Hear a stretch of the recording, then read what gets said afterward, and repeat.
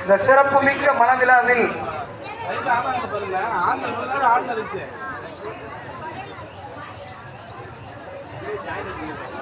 ஆற்றங்கரை தெய்வ திரு பிச்சாண்டி தேவர் குமரமுத்தம்மாள் அவர்களின் மகன் வழி பேரனும், திருமங்கலம் திரு ராமசாமி ஜெயலட்சுமி அவர்களின் மகள் வழி பேரனும், ஆற்றங்கரை திரு முத்துக்குமார் சிற்பி எம் கல்பனா ஆகிய அவர்களுடைய திருவள்ளுவர் செல்வன் எம் வழிவிட்ட ஐயனார் ஆகிய மணமகளுக்கும், வடக்கு செம்மப்புதூர் தெய்வ திருவாளர்கள் சாத்தூரப்ப தேவர் கற்பாயம்மாள் அவர்களின் மகள் வழி பேத்தியும், சங்கம்மாள்புரம் தெய்வ திருவாளர்கள் சந்தன தேவர் பேச்சியம்மாள் அவர்களின் மகள் வழி பேத்தியும், வடக்கு செமப்புதூர் குருசாமி கு நீலாவதி ஆகியோருடைய திருவள்ளுவர் செல்வி கு கார்த்திகை செல்விக்கும் பெரியவர்களால் நிச்சயிக்கப்பட்ட இந்த மனவிழாவில் நான் கலந்து கொண்டு பேசுவதில் மற்றற்ற மகிழ்ச்சி அடைகிறேன். 10 நிமிஷம் நீங்க கொஞ்சம் கவனமா பொறுமையா இருந்தீங்கன்னா நான் சொல்ற கருத்துக்கள் உங்க மனசுல பதியணும். சும்மா ஏதோ விசிலடிச்சா செம்மையா பண்ணி வந்தாரு பேசினார் போனார் கூடாது. அது ஒரு கடந்த காலம். நமது முன்னோர்கள் மூதாதையர்கள் சொன்னது போல் மணமகன் வழிவிட்ட ஐயனார் கார்த்திகை செல்வி இல்லறம் நல்லறமாக அமைய வேண்டும் என்று அந்த மூவாசை முற்றும் திறந்த தென்னாட்டு திலகர் தெய்வ திருமகன் பசும்பொன் முத்து ராமலிங்க தேவருடைய நல்லாசியோடு உங்கள் மத்தியில் வாழ்த்துவதில் நான் மற்றற்ற மகிழ்ச்சி அடைகிறேன். காதலில் மனைவி அவள் கருவடைந்த பின்னாலே 5 மாதம் வரைக்கும் அழுவது ஆகாது. எப்போதும் சிரித்தபடி இருக்கின்ற பெண்மணிதான் தப்பாமல் நல்லதொரு தங்க மகன் வீண்டெடுப்பாள். கணவன் அழகான கண்மணியை எதிர்பார்த்தால் மனைவி மனநோகும் வார்த்தை சொல்லக்கூடாது.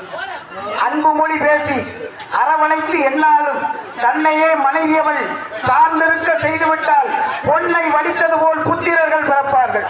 கணந்தோறும் கணவனையை நினைத்திருந்தால் அவள் வெறும் ஓர் பிள்ளை என்றும் அப்பாவை போல் இருக்கும்.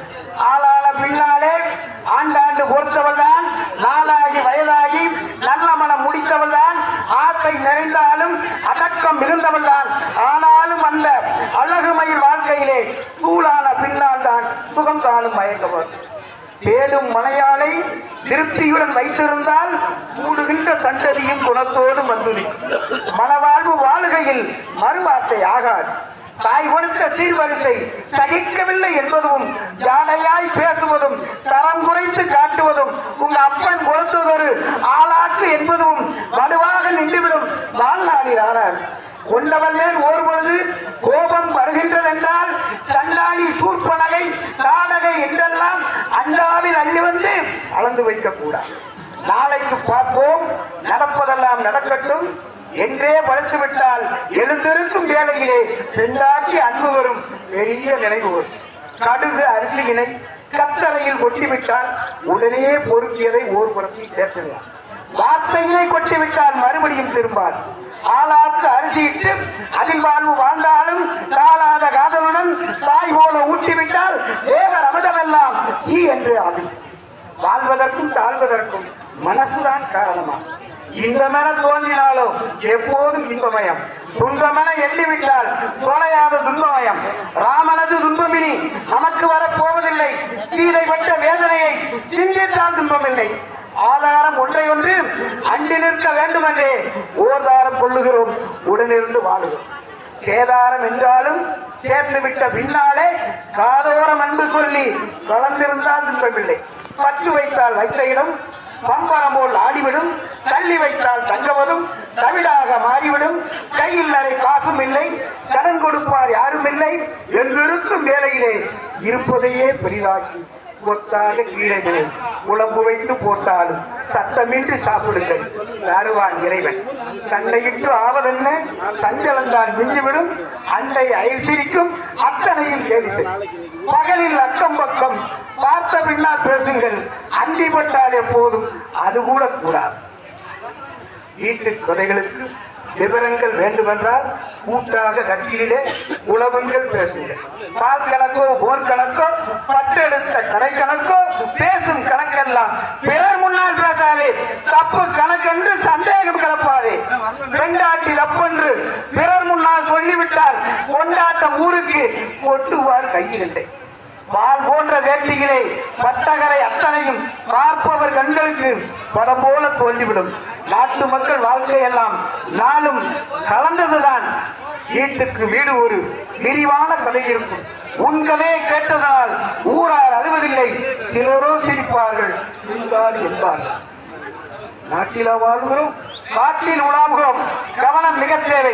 எடுத்தடி ஒவ்வொன்றும் எச்சரிக்கை ஆய்விழந்தால் அடுத்தடி தப்பாது ஆண்டவனார் துணை இருப்பார். இந்து மத பெண்களது எத்தனையோ துன்பங்கள் மௌனமெனும் தீயிலே மாயமாய் போனதும். வாய் சுவையை நாடி கயிற்றை கெடுக்காமல் வாய் கட்டு போடு என்னும் வகையான புத்தி ஒன்று. பெருக்கத்து வேண்டும், பணிவென்றும் சொன்னார்கள், சுருக்கத்து வேண்டும், உயர்வென்றும் சொன்னார்கள். பற்றாத செல்வங்கள் பலமாக சேர்கையில் அடக்கம் வழிவந்தால் அனைவரையே மதிப்பார். எவ்வளவு பணமிருந்தும் எவ்வளவு பணிவென்றும் ஊரார் புகழ்வார்கள், முன்னணியில் பணிவார்கள். கையில் பணமில்லை, கடனாளி ஆகிவிட்டால் என்றெல்லாம் ஊரார் ஏளனமாய் பேசுகையில் கை நிறைய மோதிரங்கள், கடிகாரம், சங்கிலிகள், பட்டாளை கட்டி பவனி வர வேண்டும் நீ. அப்போது ஊரார் அதை என்ன சொல்வார்கள்? எவனோ முழுக்கிறான், இவனா கடனாளி, பெண்டாட்சி பேரில் பெரிய பணம் வைத்துள்ளான் என்பார்கள். நீயே இன்னும் ஒரு தொழில் செய்தால் அவரே பணம் தந்து ஆதரிக்க வருவார்கள்.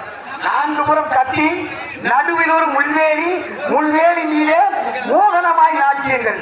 இதுதானே வாழ்க்கை. எதற்கு கலங்குகிறாய்? காலத்தை பார்த்து கணக்காய் தொழில் செய்தால் ஞானமே உன் கையில் நவீன்றாரே வந்துள்ளார். நீரில் அழுப்பு இருந்தால் நீர் அருந்த மாட்டோமா? காய்ச்சி குடிக்கின்றோம், கவலைக்கு வேலை என்ன? இடுக்கன் வருங்கால் நகுக என்றாலும் அடுத்து வருவது போல் இருப்பதில்லை. சகலத்தில் ஏறிவிட்டால் தாண்டும் உயர்ந்து வரும். இருட்டு வெளிச்சம் என்ன? இரண்டும் வைத்தான் பேர் இறைவன்.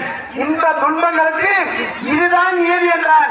கோடை வெயிலடித்து கொளுத்துகின்ற வேலையிலே அம்மா மலை என்று அலறுகிறோம். மழை வந்து வெள்ளம் பெருக்கெடுத்தால் ஈகையே தேடி விரிகதிரை வணங்குகிறோம்.